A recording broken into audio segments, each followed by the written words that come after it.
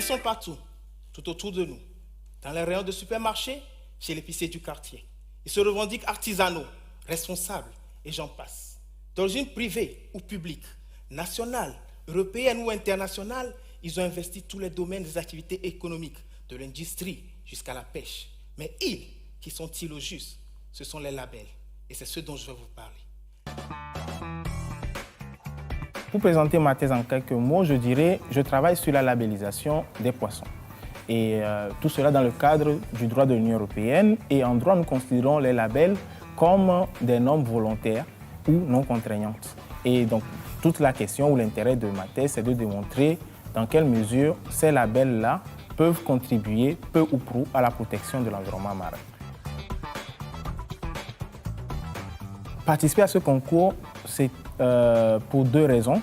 La première, c'est qu'au mois de novembre 2021, lors des journées de l'école doctorale, j'ai choisi ce format d'exercice de présentation de ma thèse. Donc, il y avait plusieurs formats et moi j'ai choisi ce format. Et à la fin de la présentation, cela a retenu l'attention aussi bien de l'école doctorale que du public, et ainsi que de mes collègues qui par la suite m'ont encouragé à participer au vrai concours. Et c'est là la première raison. Et la seconde, c'est que j'aime bien l'art oratoire, et comme on le dit en droit, voilà, un juriste, c'est l'éloquence et l'élégance. La préparation au concours, je dirais que c'est dans la durée. J'ai d'abord rédigé le test et ensuite, à la suite de plusieurs modifications, je l'ai présenté devant des amis et tout seul aussi. Je l'ai écouté en boucle pour que ça devienne un peu spontané en parlant. Sachant que l'Union européenne est le premier marché mondial des produits de la mer, depuis 3 ans, Aquaman m'a confié une mission. Celle d'étudier les implications juridiques liées à la labellisation des produits de la mer au regard du droit de l'Union européenne. Pour le juriste, la tâche n'est pas aisée, car l'enjeu est de taille. Il faut éviter l'épuisement total de nos ressources biologiques marines et la destruction de l'environnement marin afin de les préserver pour les générations futures, tout en permettant à l'activité de pêche de continuer. Et au mois de février 2022, nous avons eu une formation qui m'a permis de cerner les règles du véritable concours matière en 180 secondes.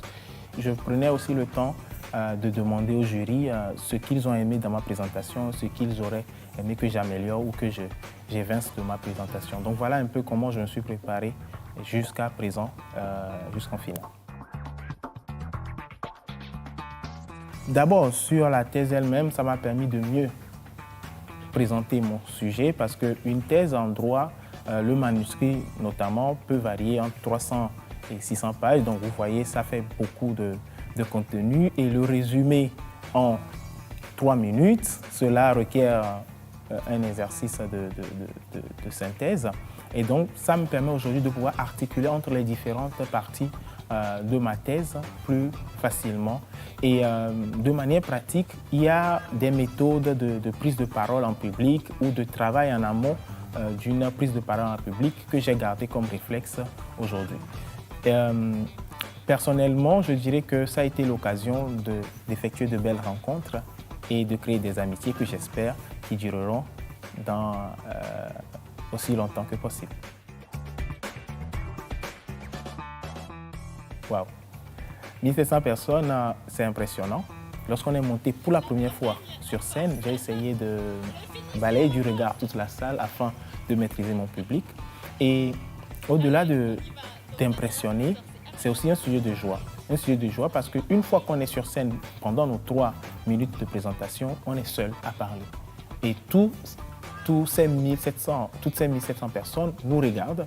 Et c'est une joie de les captiver, de partager avec eux ce que nous faisons depuis 2 ou 3 ans et de les amener à comprendre ce sujet-là, à rigoler sur ce sujet et au final à repartir avec plus de connaissances dans ce que nous faisons.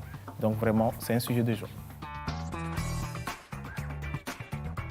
Je pense que le meilleur moment dans cette participation, ce sont surtout les moments où on reçoit, après la présentation, tous ces messages d'encouragement venant de toutes parts, aussi bien du laboratoire, des collègues, des amis, de voir des personnes qui se disent « Waouh, tu nous fais rêver », j'ai reçu un message comme ça, et de voir qu'on représente toute une région, pas que son travail, on représente beaucoup de chercheurs, et ça a été un sujet de joie. J'ai reçu des félicitations, des encouragements du président de l'université, et c'est juste formidable.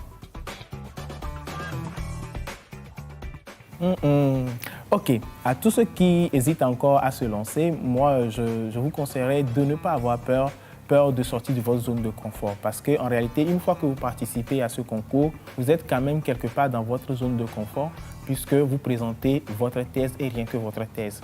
Et c'est vrai qu'on peut se dire au début, oui, je ne sais pas prendre la parole en public, mais ne soyez pas découragés, nous avons une formation qui est assurée, même très efficacement, à l'UBO, et qui vous permettra de pouvoir mieux vous préparer pour toutes les phases de ce concours.